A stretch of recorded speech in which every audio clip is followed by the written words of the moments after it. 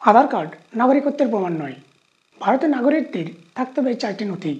আপনি হয়তো ভাবছেন ভোটার কার্ড, প্যান কার্ড বা রেশন কার্ড এগুলি নাগরিকত্বের প্রমাণ, কিন্তু না, আপনি ভুল ভাবছেন। দেশ জুড়ে শুরু হতে চলেছে স্পেশাল ইন্টেনসিভ রিভিশন SIR, যেখানে আপনাকে নাগরিকত্বের প্রমাণ দিতে হবে। আপনি হয়তো ভাবছেন তাহলে নাগরিকত্বের প্রমাণ দেয় কোন নথিগুলি।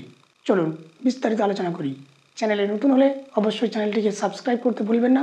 আমাদের চ্যানেলে বিভিন্ন ধরনের ইনফরমেটিভ ভিডিও পেয়ে যাবেন। বিভিন্ন আপডেট সবার আগে পেতে আমাদের টেলিগ্রাম গ্রুপে আসতে পারেন, লিঙ্ক ডেসক্রিপশনে পেয়ে যাবেন।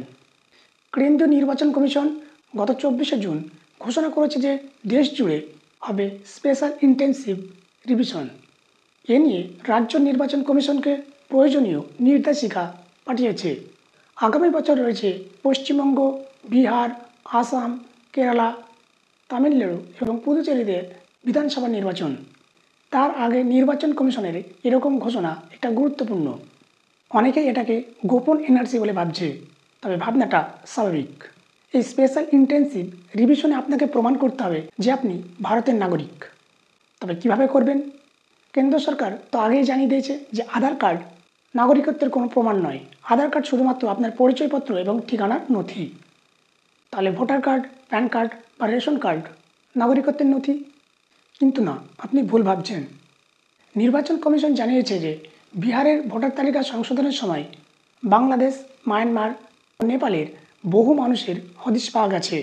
অন্যান্য রাজ্যের ক্ষেত্রেও এমনটা ঘটতে পারে বলে নির্বাচন কমিশন জানিয়েছে। তাই দেশ জুড়ে শুরু হবে স্পেশাল ইন্টেনসিভ রিভিশন, যেখানে আপনাকে প্রমাণ করতে হবে যে আপনি ভারতের নাগরিক। এই নাগরিকত্ব প্রমাণ দেয় 4টি নথি। 1 নম্বর, বার্থ সার্টিফিকেট বা জন্ম সার্টিফিকেট। এই জন্ম সার্টিফিকেট হলো ভারতের নাগরিকত্বের একটি প্রধান নথি। তবে এর জন্য রয়েছে কিছুটা শর্ত।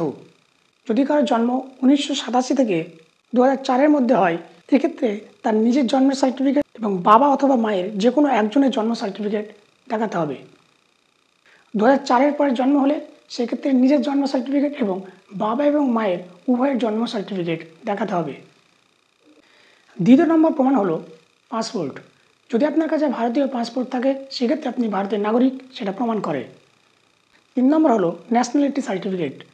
এটি সাধারণত ইস্যু করে রাজ্য সরকার, তবে বিশেষ ক্ষেত্রে কেন্দ্র সরকার এটা ইস্যু করে।